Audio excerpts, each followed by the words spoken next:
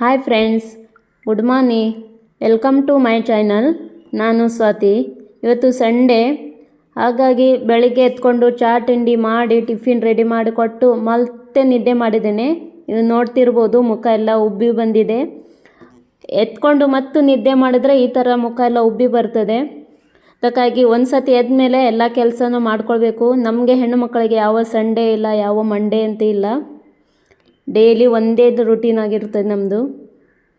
ಹಾಗೆ ಹೊರಗಡೆ ಬಂದು ಸ್ವಲ್ಪ ನೋಡಿದರೆ ಬಿಸಿಲು ಥರ ಕಾಣಿಸ್ತಾ ಇತ್ತು. ನಾನು ಮತ್ತೆ ಹೇಳುವಾಗ 10:30 ಸುಮಾರಾಗಿತ್ತು. ಇತ್ತೀಚೆಗೆ ನಮ್ಮ ಗಿಡದಲ್ಲಿ ಕಾಯಿಗಳು ಕೂಡ ಬಿಟ್ಟಿದ್ದಾವೆ, ನೋಡ್ಬೋದು. ಹೀಗೆ 3-4 ಕಾಯಿಗಳು ಬಿಟ್ಟಿದ್ದಾವೆ. ಹಾಗೆ ತೋಟದಲ್ಲಿ ಗ್ರಾಸ್ ಕಟಿಂಗ್ ಕೂಡ ಮಾಡಿದ್ದೀವಿ. 8 ದಿವಸ ಆಯಿತು ಮಳೆ ಇಲ್ಲ. ಅದಕ್ಕಿಂತ ಮುಂಚೆ ಮಳೆ ಸಿಕ್ಕಾಪಟ್ಟೆ ಇದ್ದಿತ್ತು.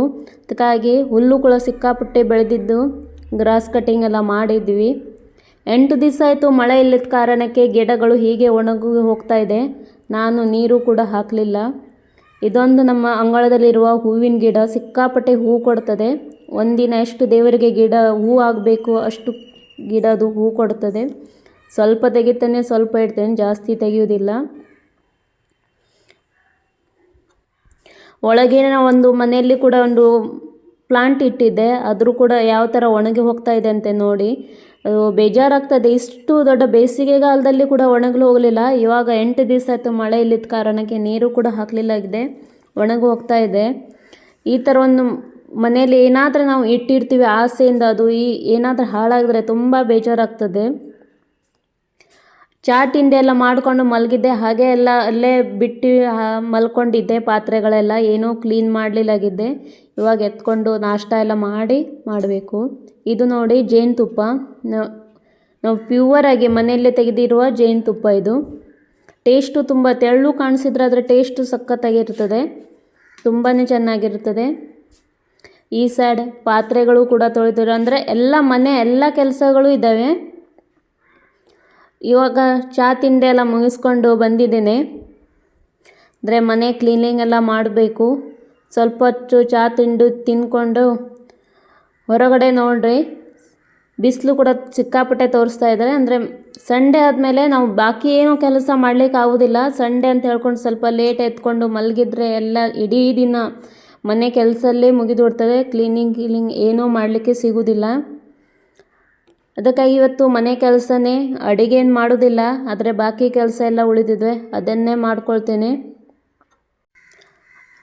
ಇವಾಗ ಹೊರಗಡೆ ಬಂದು ಸ್ವಲ್ಪ ಅಂಗಳ ಎಲ್ಲ ಇವತ್ತು ಕ್ಲೀನ್ ಮಾಡ್ಕೊಳ್ತೇನೆ. ಅಂದರೆ ಬಿಸಿಲು ಬರ್ತಾ ಇದೆ, ಅದಕ್ಕಾಗಿ ಎಲ್ಲ ಅಂಗಳ 2 ದಿವಸ ಬಿಟ್ಟು 2 ದಿವಸ ಕ್ಲೀನ್ ಮಾಡ್ತಾಯಿದ್ರೆ, ಡೈಲಿ ಏನು ಕ್ಲೀನ್ ಮಾಡೋದಿಲ್ಲ. 2 ದಿವಸ ಬಿಟ್ಟು 2 ದಿವಸಕ್ಕೆ ನಾನು ಅಂಗಳ ಎಲ್ಲ ಕ್ಲೀನ್ ಮಾಡ್ತಾ ಇರ್ತೇನೆ. ಈ ಥರ ಬಿಸಿಲು ಕಾಣಿಸ್ತಾ ಇದೆ ಇವತ್ತು. ಒಂಥರ 10 ನಿಮಿಷ ಅದಾದಮೇಲೆ ಎಷ್ಟು ಕ್ಲೈಮೇಟ್ ಚೇಂಜ್ ಆಯ್ತು ಅಂದರೆ ಒಂಥರ ಮೋಡ ಥರ ಕಾಣಿಸ್ತಾ ಇದೆ. ಅದಕ್ಕಿಂತ ಮುಂಚೆ ಸಿಕ್ಕಾಪಟ್ಟೆ ಬಿಸಿಲು ಥರ ಕಾಣಿಸ್ತಾ ಇತ್ತು. ಅದಕ್ಕೆ ಅಂಗಳ ಕೂಡ ಇವತ್ತು ತುಂಬಾ ಕ್ಲೀನ್ ಆಯಿತು. ಈ ಥರ ಅಂಗಳದಲ್ಲಿ ಕ್ಲೀನ್ ಮಾಡಿದ್ರೆ ತುಂಬಾ ಮನಸ್ಸಿಗೆ ಒಂದು ಕ್ಲೀನ್ ಆದ ಥರ ಅನಿಸ್ತದೆ. ಇವಾಗ ಮನೆ ಕೆಲಸ ಒಳಗಿಂದೆಲ್ಲ ಮಾಡ್ಕೊಳ್ತೇನೆ. ಅಂದರೆ ಅಡುಗೆ ಏನಿಲ್ಲ, ಇವತ್ತು ಸಂಡೇ ಆಗೋದರಿಂದ ಪಾತ್ರೆ ತಿಕ್ಕೋದು, ಬಟ್ಟೆ ಒಗೆದು ಇದರಲ್ಲೇ ದಿನ ಕಳೆದು ಹೋಗ್ತದೆ. ಇವತ್ತು ಅಡುಗೆ ಅಂತೂ ಸ್ಪೆಷಲ್ ಏನು ಮಾಡಲಿಲ್ಲ. ನೋಡುವ, ಅನ್ನ ಸಾಂಬಾರಿದೆ, ಅದ್ರ ಜೊತೆಗೆ ಏನಾದರೆ ಮೀನಾದರೆ ಸಿಕ್ಕಿದ್ರೆ ಹೊರಗಡೆ ಹೋಗಬೇಕು. ಮೀನು ಸಿಕ್ಕಿದ್ರೆ ಮೀನು ತರ್ತೇನೆ. ಮೀನು ಸಿಗೋದು ಸಂಡೇ ಆದರೆ ಸ್ವಲ್ಪ ಕಷ್ಟ ಆಗ್ತದೆ. ಅಂದರೆ ಇವಾಗ ಮೀನು ಕೂಡ ಕಡಿಮೆ ಆಗಿದೆ, ಮೀನು ಕೂಡ ಬರ್ತಾ ಇಲ್ಲ. ಐಸಿನ ಮೀನು ಸಿಗ್ತದೆ, ಆದರೆ ಕಾಸ್ಟ್ಲಿ. ಆದರೆ ನಾವು ಫ್ರೆಶ್ ಆಗಿ ಮೀನು ತಿಂದವರು ಐಸಿನ ಮೀನು ತಿನ್ನಲಿಕ್ಕೆ ನಮಗೇನು ಟೇಸ್ಟ್ ಹತ್ತೋದಿಲ್ಲ. ಇದು ದೇವಸ್ಥಾನ ಪಕ್ಕದಲ್ಲಿ, ನಮ್ಮ ಮನೆ ಪಕ್ಕದಲ್ಲಿ ಒಂದು ದೇವಸ್ಥಾನ ಪಕ್ಕದಲ್ಲಿ ದಾಸವಾಳ ಗಿಡಗಳು ಒಂದು ಲೈನಿಗೆ ಹಚ್ಚಿದ್ದಾರೆ. ಎಷ್ಟು ಸಿಕ್ಕಾಪಟ್ಟೆ ಹೂ, ಬೆಳಗ್ಗೆ ಸಿಕ್ಕಾಪಟ್ಟೆ ಹೂಗಳು ಬಿಡ್ತವೆ. ದೇವರ ಪೂಜೆಗೆ ಯೂಸ್ ಮಾಡ್ತಾರೆ ಪಕ್ಕದ ಮನೆಯವರು ದೇವಸ್ಥಾನದಲ್ಲಿ. ಒಂದೊಂದು ಸತಿ ನಾನು ಕೂಡ ತೆಗಿತೀನಿ. ಒಂದು ಬಾಳೆ ಕೊನೆ ಕೂಡ ಬಿಟ್ಟಿದೆ. ಈ ಥರ ಚೆನ್ನಾಗಿರ್ತದೆ. ಮೀನು ನೋಡ್ಲಿಕ್ಕಂದ್ರೆ ಹೊರಗಡೆ ಹೋಗಿದ್ದರೆ ಯಾವಾಗಲೇ 5 ನಿಮಿಷದಲ್ಲಿ ಮಳೆ ಬಂದು ಎಲ್ಲ ಒದ್ದೆಯಾಗಿ ಬಂದಿದ್ದೇನೆ. ಮೀನೇನೇ ಸಿಗಲಿಲ್ಲ ನೋಡ್ರಿ. ಹೊರಗಡೆ ಯಾವ ಥರ ಮಳೆ ಬೀರ್ತಾ ಇದೆ ಅಂತ ಹೇಳ್ಬೋದು. ನಿಮ್ಮ ಕ್ಯಾಮರಾದಲ್ಲಿ ಕಾಣಿಸ್ತಾ ಇಲ್ಲ, ಆದರೆ ಹೊರಗಡೆ ಮಳೆ ಇದೆ. 5 ನಿಮಿಷದಲ್ಲಿ ಮಳೆ ಬಂದಿದೆ.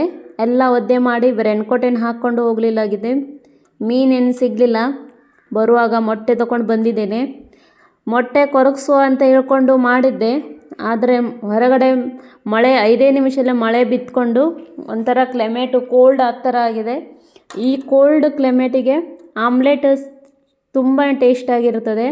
ಮೊಟ್ಟೆ ಕೊರಸ್ಕಿಂತ ಆಮ್ಲೆಟ್ ಮಾಡಿ ತಿಂದರೆ ಟೇಸ್ಟು ಕೂಡ ಆಗಿರ್ತದೆ, ಅಥವಾ ಸ್ಮೆಲ್ಲು ಕೂಡ ತುಂಬಾ ಚೆನ್ನಾಗಿರ್ತದೆ.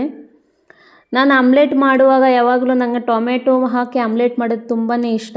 ಅದಕ್ಕಾಗಿ 1 ಟೊಮೆಟೊ ತೊಗೊಂಡಿದ್ದೀನಿ ಮತ್ತು 1 ಈರುಳ್ಳಿ ಮೀಡಿಯಮ್ ಸೈಜು. ಅದನ್ನು ಬಾರೀಕ್ ಸಣ್ಣದಾಗೆ ಕಟ್ ಮಾಡಬೇಕು. ಅದನ್ನು ಸಣ್ಣದಾಗಿ ಕಟ್ ಮಾಡಿ 2 ಮೊಟ್ಟೆ ಹಾಕಿದ್ದೇನೆ. ರುಚಿಗೆ ತಕ್ಕಷ್ಟು ಉಪ್ಪು, ಹಾಗೆ ಒಂದು ಸೈಡ್ ತವೆ ಕೂಡ ಬಿಸಿ ಮಾಡಲಿಕ್ಕೆ ಇಟ್ಟಿದ್ದೇನೆ. ಇದಷ್ಟು ರೆಡಿ ಮಾಡುವಾಗ ತವೆ ಕೂಡ ಬಿಸಿಯಾಗುತ್ತದೆ. ರುಚಿಗೆ ತಕ್ಕಷ್ಟು ಉಪ್ಪು, ಸ್ವಲ್ಪ ಖಾರ, ಇನ್ನು ಸ್ವಲ್ಪ ಅರಿಶಿಣ. ಇನ್ನು ಬಾಕಿ ಏನೂ ಹಾಕಲಿಲ್ಲ. ಕೊತ್ತಂಬರಿ ಸೊಪ್ಪು ಇದ್ದರೆ ಕೊತ್ತಂಬರಿ ಕೂಡ ಹಾಕ್ಬೋದು, ಹಸಿಮೆಣಸು ಇದ್ದರೆ ಹಸಿಮೆಣಸು ಕೂಡ ಹಾಕ್ಬೋದು.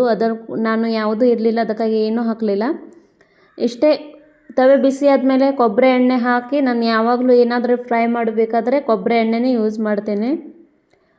ಎಣ್ಣೆ ಸ್ವಲ್ಪ ಕಾದಿದ ಮೇಲೆ ಆಮ್ಲೆಟ್ ಕೂಡ ಹಾಕಿದ್ದೇನೆ. ಜಾಸ್ತಿ ತೆಳು ಆಗೋದಿಲ್ಲ, ಅಂದರೆ ಟೊಮೆಟೊ ಇರ್ತದೆ ಸಲುವಾಗಿ ಜಾಸ್ತಿ ತೆಳು ಆಗೋದಿಲ್ಲ. ಇಷ್ಟೇ ತೆಳು ಮಾಡಿಕೊಂಡು, ಇದು ಬೇಯಲಿಕ್ಕೆ ಸ್ವಲ್ಪ ಟೈಮ್ ಆಗ್ತದೆ. ಬೇಯೋಕ್ಕಿಂತ ಮುಂಚೆನೇ ನಾವು ಉಲ್ಟಾ ಮಾಡಿದರೆ ಅದು ಮುರಿದು ಹೋಗ್ತದೆ. ನನ್ನ ಕಡೆ ಕೂಡ ಅದೇ ಆಯಿತು ಇವತ್ತು. ನಾನು ಉಲ್ಟಾ ಮಾಡಲಿಕ್ಕೆ ಹೋಗಿ ಅದು ಬೇಯಲಿಲ್ಲಾಗಿತ್ತು, ಎಲ್ಲ ಮುರಿದು ಹೋಗಿದೆ. ಹಾಗೆಯೇ ಉಲ್ಟಾ ಸುಲ್ಟಾ ಮಾಡಿ ಹೇಗಾದರೂ ಬೇಯಿಸ್ಕೊಂಡು ತೆಗೆದೆ. ಈ ಥರ ಆಮ್ಲೆಟು ತುಂಬಾ ಟೇಸ್ಟಾಗಿರ್ತದೆ. ನನಗಂತೂ ತುಂಬಾ ಇಷ್ಟ ಟೊಮೆಟೊ ಹಾಕಿ ಮಾಡಿದ್ದಕ್ಕೆ. ಹೀಗೋ ಬೇಯಿಸ್ಕೊಂಡು ಊಟ ಬಡಿಸ್ಕೊಂಡಿದ್ದೇನೆ. ಅನ್ನ ಸಾಂಬಾರು ಜೊತೆ ಆಮ್ಲೆಟು ತುಂಬಾ ಚೆನ್ನಾಗಿರ್ತದೆ. ಅನ್ನ ಸಾಂಬಾರು ಜೊತೆ ಬಿಸಿ ಬಿಸಿ ಆಮ್ಲೆಟು ತುಂಬಾ ಚೆನ್ನಾಗಿರ್ತದೆ ಊಟ ಮಾಡಲಿಕ್ಕೆ. ಇದಾಗಿತ್ತು ಫ್ರೆಂಡ್ಸ್ ಇವತ್ತಿನ ನನ್ನ ಸಂಡೇ ವಿಡಿಯೋ. ಹೇಗೆ ಅನಿಸ್ತು ನಿಮಗೆ ಅಂತ ಕಮೆಂಟ್ ಮೂಲಕ ತಿಳಿಸಿ. ನಾನು ಮಾತಾಡೋದಿಲ್ಲ, ಏನಾದರೆ ತಪ್ಪಿದರೆ ನಂಗೆ ಕ್ಷಮಿಸಿ.